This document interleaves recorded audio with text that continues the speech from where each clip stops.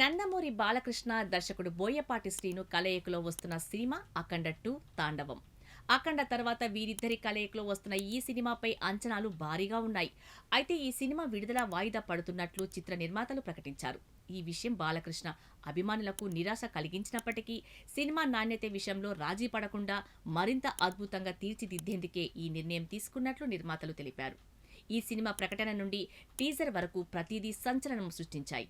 ఈ చిత్రానికి re recording, visual effects, ఇతర పోస్ట్ ప్రొడక్షన్ పనులకు చాలా జాగ్రత్తగా, అత్యంత నాణ్యతతో చేయాల్సి ఉంది.